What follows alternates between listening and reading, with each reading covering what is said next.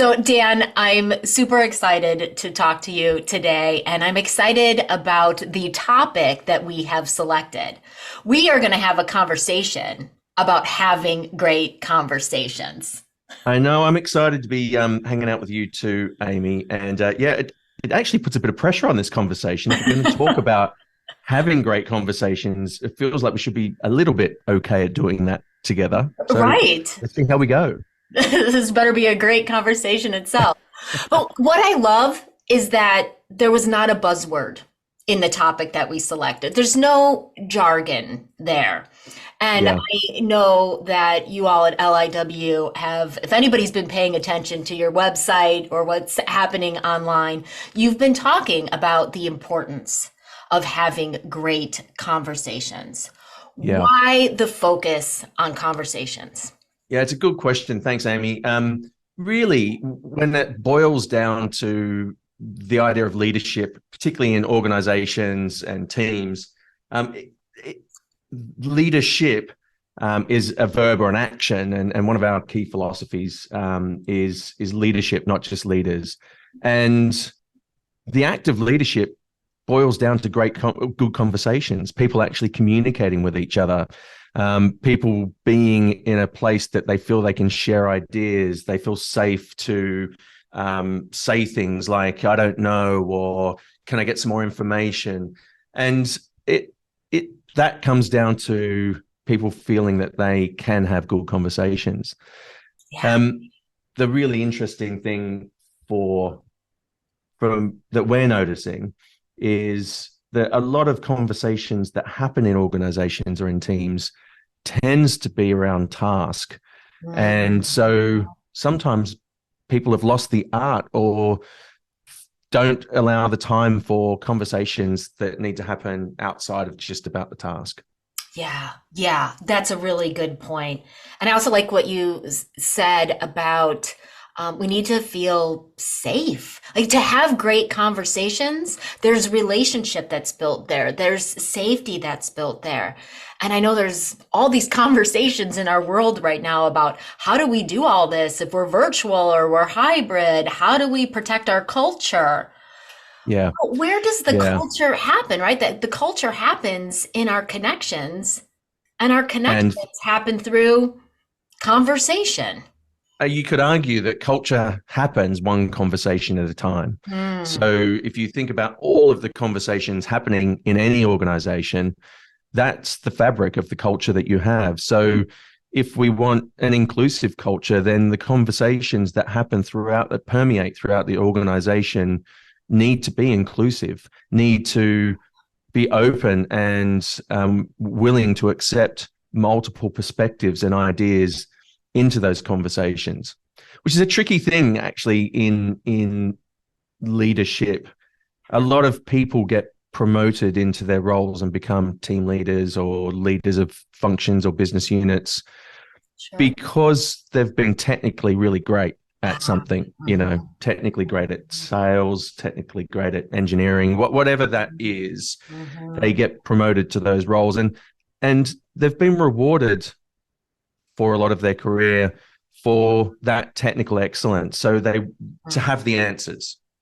And Mhm. so often new leaders in particular come to a team environment thinking that they are going to add value to that team environment by having the answers.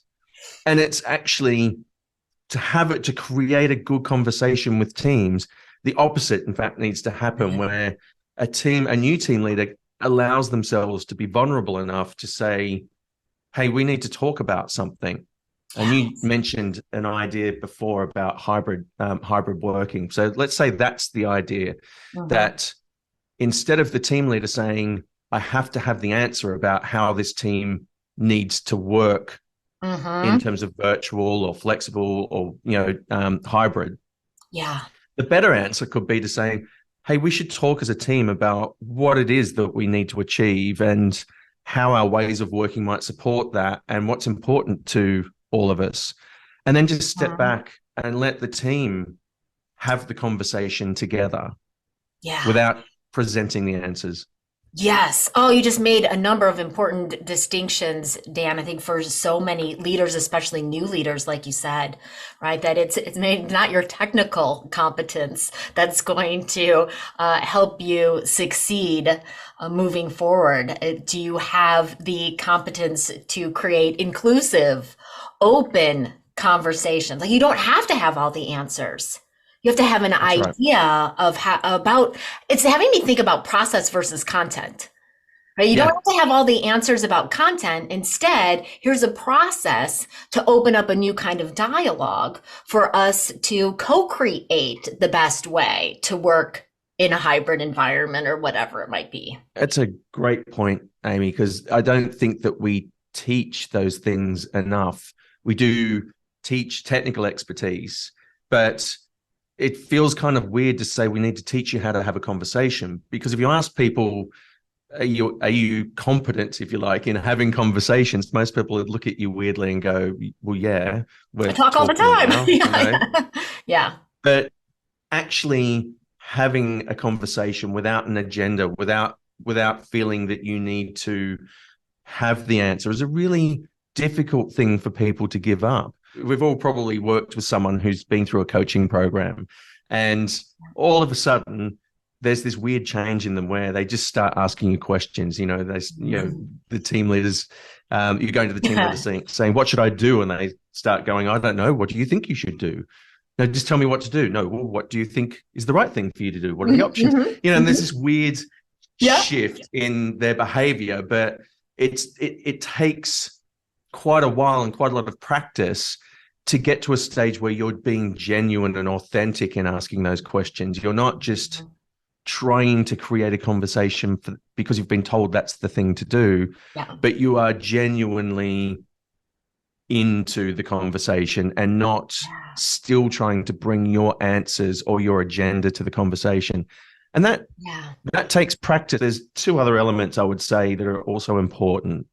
Okay. One is this idea of practice. Nice. So as soon as you sort of say, hey, we're going to practice getting better at conversations as a team, it kind of lets everyone off the hook a bit to go, oh, so it doesn't have to be perfect. It Yeah. can be a bit, it can be a bit, because we're not good at it yet. We're just practicing. Uh-huh. So, so that in itself starts to create a little bit of a safe environment.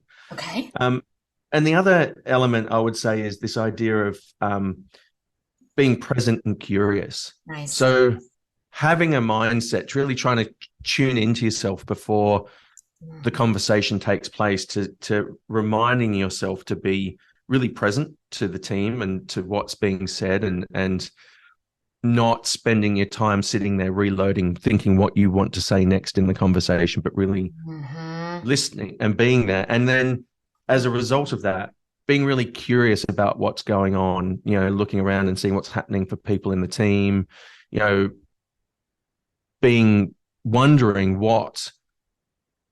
why people are saying what they're saying, and therefore rather than responding straight away, maybe following up with questions to draw more out from the conversation. Yeah. Yeah. I love it, Dan. I love those two elements that you're talking about, the practice and being present and the curiosity. Let me tell our listeners a little bit more about you, my guest today. Dan Meek is the Chief Executive Officer at LIW, stands for Leading Initiatives Worldwide, a global leadership consultancy on a mission to democratize leadership by helping people and organizations to build and be a part of awesome teams. I am proud to be an LIW associate and therefore able to call LIW a business partner. Dan brings a deep and diverse experience to LIW and its clients, having worked in key executive roles for both established and startup organizations. During his career, Dan has held roles leading sales and customer success organizations in global HR tech firms, on executive teams of professional services firms, and more recently as Chief Customer Officer at LIW. Dan is passionate about helping organizations to improve their ability to create high performing teams aligned to the ever changing strategic narrative, which not only improves organizational performance and culture, yet also creates a highly desirable workplace for today's workforce and into the future. And it can all stem from great conversations. So glad Exactly. you're Thank you here, for that, Amy. Dan. That was lovely, and we're very proud to have you as part of the team as well, as one of our leadership consultancies. Certainly, add a huge amount of value to our US based clients, and you do help them to have great conversations yourself. Thank you, Dan. Thank you, Dan. I'm glad we're having this conversation. So let's say that I'm a people leader, right? And this idea of having great conversations is having me think about the conversations that my team that I've had with various team members recently, and I am thinking, ooh, gosh, those are awfully task focused, Yeah. and maybe even there's still some confusion and some things missed. You said that sometimes that transition can feel a little awkward. How do we start shifting more intentionally? Yeah, that's a really good question. Um, Maybe a good place to start could be the process that you mentioned earlier on. One of the things, it's difficult. You don't just want to turn up one day and say, "Hey, let's have a conversation," and then it doesn't have any purpose or meaning. So really, the conversations that the teams could be having together could be around the conditions required for them to be successful. So let's just have an ongoing conversation about what we need to be successful. What are the conditions in the team now, and therefore what could we focus on together in order to improve our conditions, our culture, our ways of working, our performance, whatever those things might be. Nice. But to create space to have conversations not just about the task, but about how are we operating as a team. Nice. We often give a simple framework or process for people to use if they would like something to help them. We call it the 3 Ws, Yep. and its job is to align the conversation to a goal first. Often we find people like to talk about task first. So what have we got to do? What's going on? What do we need to what do we need to action? And Yep. that's very action oriented. Or people like to talk about the situation. So what's going on? What's going on in the market? What's going on in the world? What do we need to do about it? But Mhm. actually, I think talking about the goal of the team or the goal of the organization or even the goal of the partnership first is a great way to start. So the 3 Ws is a way of doing that. It's essentially 3 questions or 3 elements to a conversation. W1 is the question, what do we want to achieve and why? So helping, Mhm. getting a team leader to genuinely start that conversation with their team to say, well, what are we here to do? What's this team here for? And why is it important to us, to the organization that we work for? And obviously, there's an element of already having been told that, depending on where you are in the organization, but it's still really important for the team to co-create their understanding of that together, because it builds a combined understanding of each person's interpretation in the team around that, and a joint understanding of what elements of that is important to each member of the team. And Mhm. they get to understand that about each other together. Yeah. So that W1, Yeah. what is it that we're here to achieve and why, is a really important first step. Yeah. Um, I love it. And I could see like as leaders, one might feel like they are really clear about what they and the team are supposed to go and do, right? And I know what the 3 Ws are, so I knew where you were headed with this, Dan. But I love the way that you just described it. You talked about two of the pitfalls, right? Like we go straight to action, or we go straight to talking about the obstacles and the opportunities in the current situation. But as a leader, like even when we feel like it's really clear to us, having that conversation as a team, right? And yeah, I know each time that I've asked that question or I've seen a team leader ask that question, new things are uncovered. Oh, I didn't think about it that way. Oh, you're looking at it from the lens of what needs to be done in customer service to get this accomplished. I was thinking of it Right. from this view. Okay, so Right. W1 is what do we want to achieve and why? And it does help with future conversations as well. If everyone has Hmm. co-created that and signed up to it, if you like, not through being told, but through building it together, then as things progress, as they do, and things go really well, or things maybe slightly come off the rails, it makes it easier for everyone to come back and remind themselves, hang on a minute, this is what we agreed that we wanted to do, and how we want to do it. The Mm-hmm. second question, W2, is, so where are we now? Mm-hmm. And again, thinking about that question beyond just the task, but where are we now as a team? Like, how are we working together? And this is where we were talking before about hybrid, for example. Where are we now in terms of the way that we're working together? Is it working for us? Is it working for the individuals within it? Are there things that we need in the team that we don't currently have?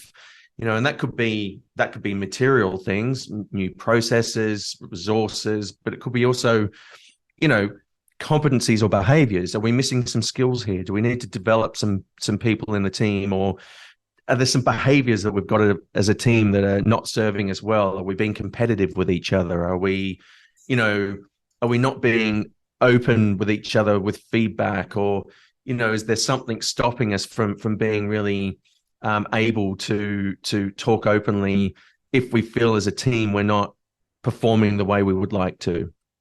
So being able to, and that doesn't have to all happen in one conversation, by the way. We talk about practice, and we talk about being present and curious. Those things, need to happen over time. Yeah. That you can't just sort of waltz into a conversation about, can we give each other feedback or not, without building, practicing earlier conversations to start to really demonstrate that this is a safe place for us to talk. And there have been some challenges in the previous conversation, so now I feel okay that we can all challenge certain things, or bring different ideas to the table. Yeah. So Yep. the example we're using in the W2 question there, where are we now? It takes a while to get to that. Don't think that you need to turn up to conversation number one and try and knock it out of the park. Yeah, yeah. I know listeners are waiting for the W3, but a follow-up Yeah. question on the W2. Uh, I could imagine, and I've heard leaders that I'm working with express this to me. Well, what if they bring up stuff that I don't know how to solve or I don't know how to deal with? Oh, that again, such a good question, Amy. And that goes back to how leaders probably feel on day one, or probably through their whole journey, is that they have to have the answer. It is a moment of trust, right? Where Mhm. you have to genuinely let go.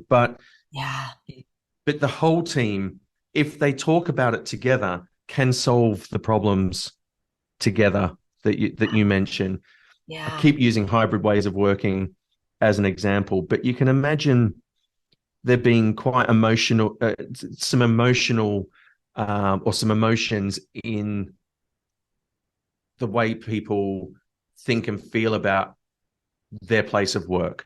So, COVID has pushed us into a situation where a lot of people have flexible ways of working, and yeah. we're all thinking about how we work moving forward. Hmm. If an organization tells its people this is the way it's going to be, or if a team leader tells the individuals within the team this is the way it's going to be, Yep.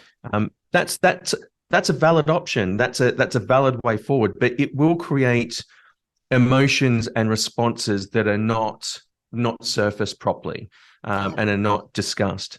Yep. And it's not one size fits all. Doesn't work. Right. So if those emotions are there, if individuals are sort of translating what they're hearing and going, well, that doesn't work for me. I could do a really great job if I just if I could just take my kids to school, I would put in so many extra hours and I would be able to think more clearly. But instead, I'm being forced to do this. But that internal dialogue probably doesn't get surfaced. Whereas if the team leader, to your question, genuinely let go of trying to deal with those issues individually and just allowed the team to consider all of the issues going on. Yes, we're here to achieve these things. And yes, you live a long way away from the office, and I like coming to the office because I'm an extrovert, but you like, coming to the office once or twice a week to top yourself up, but you need that time alone to be able to get your job done. Yeah. All of those things, if they're commonly understood together, will create a stronger bond in the team and remove the need for the team leader to manage all of those issues individually with each of the people in the team. Yes. With that example, you just perfectly illustrated, Dan, that not only does the leader not have to have all the answers, sometimes if they present an answer, it's going to get resisted. Yeah. Right? Let the team co-create their own answer.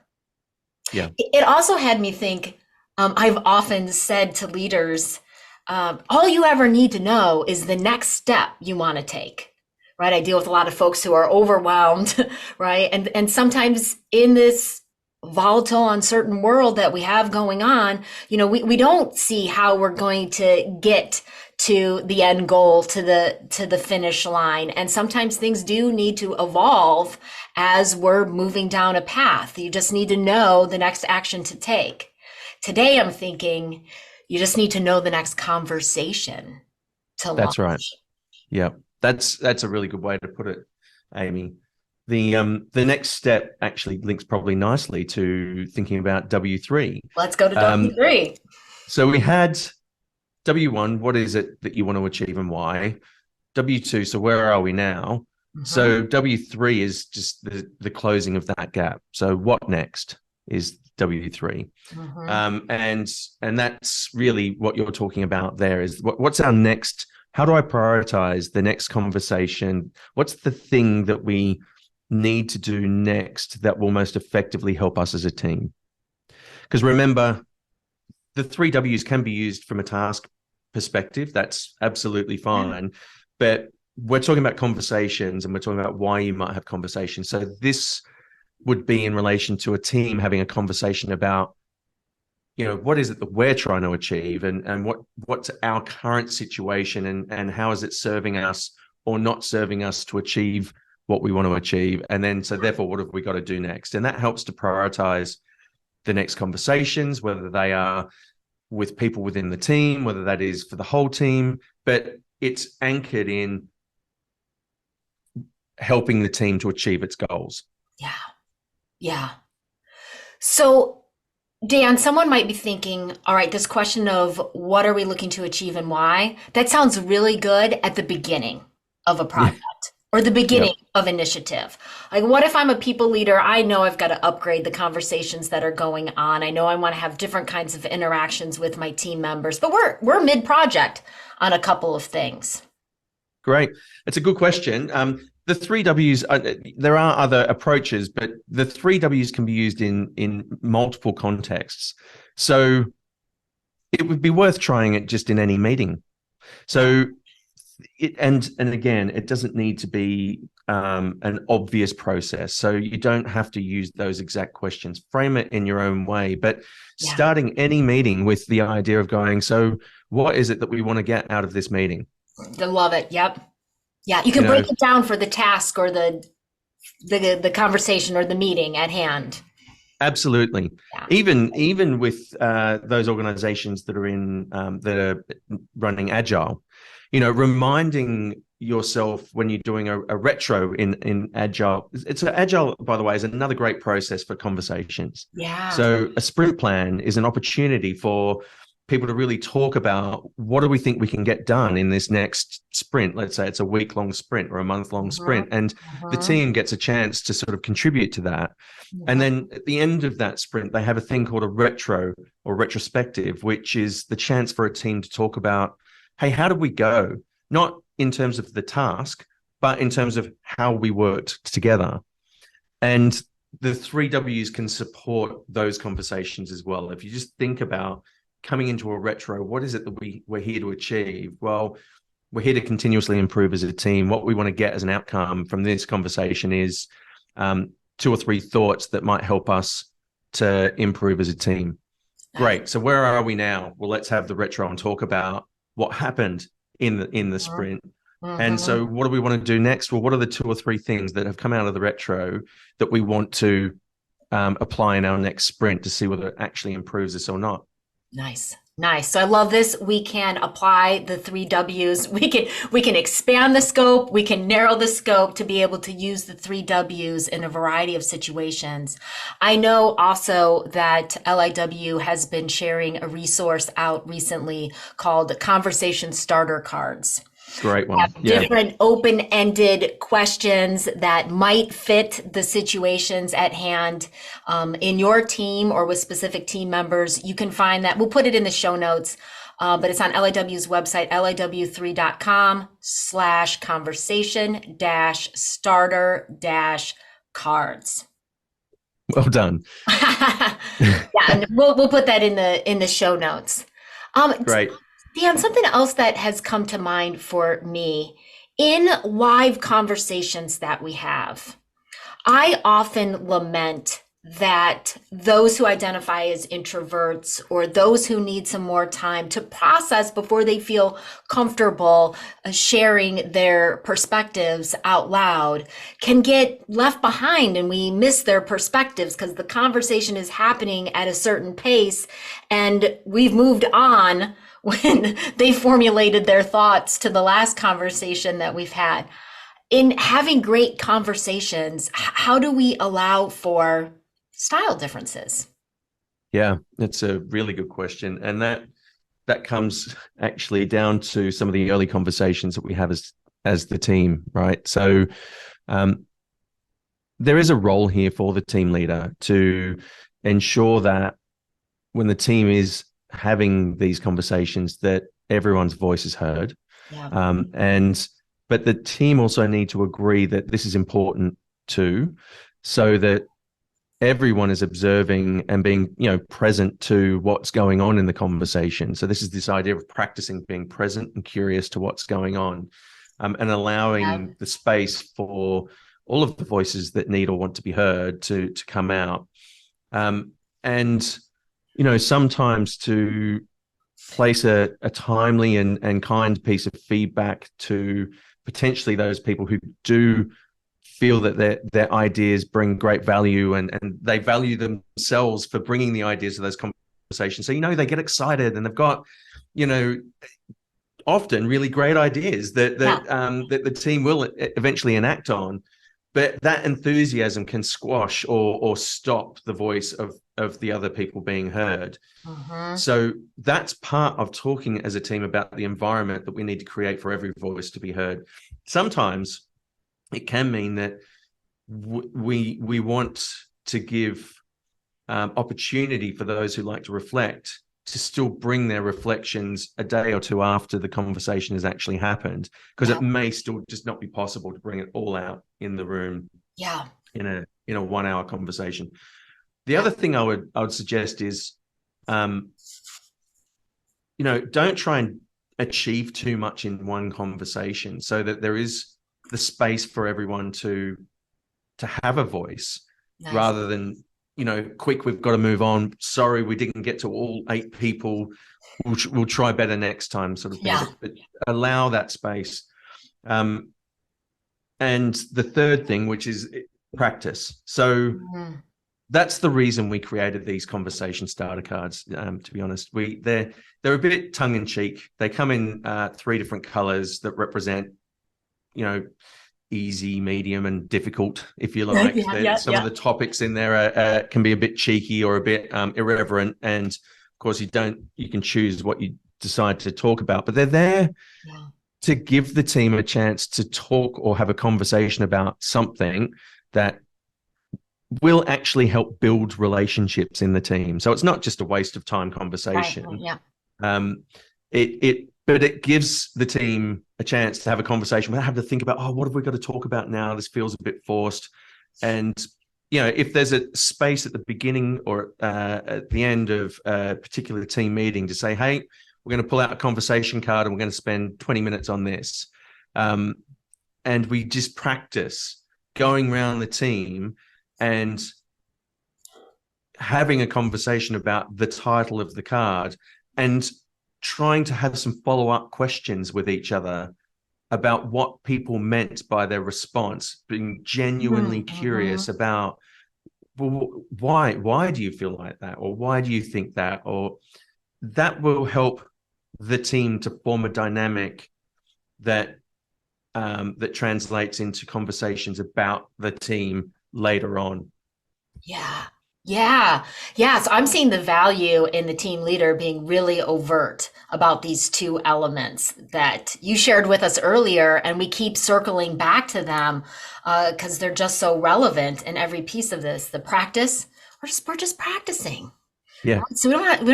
we don't have to be perfect at this. I'm not worrying about what's the perfect next question to ask because if I'm doing that, I'm not practicing the second element, which is being present and curious. Yep. That's right. That's right.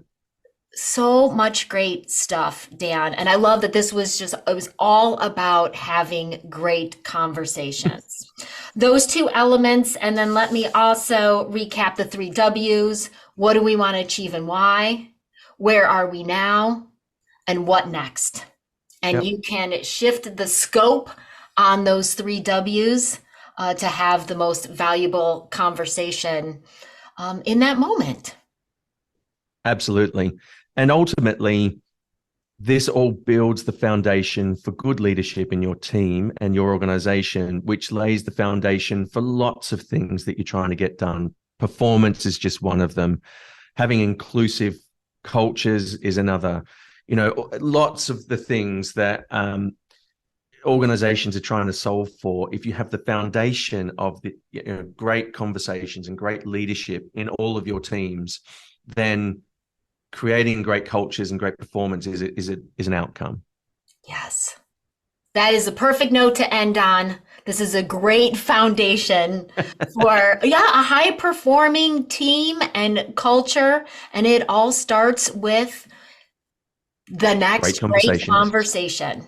Yes. Correct. Well, I think so. Same. Thank you, Dan, for your time today. Really appreciated you having you on the Courage of a Leader podcast. Oh, thank you, Amy. I really appreciate being here.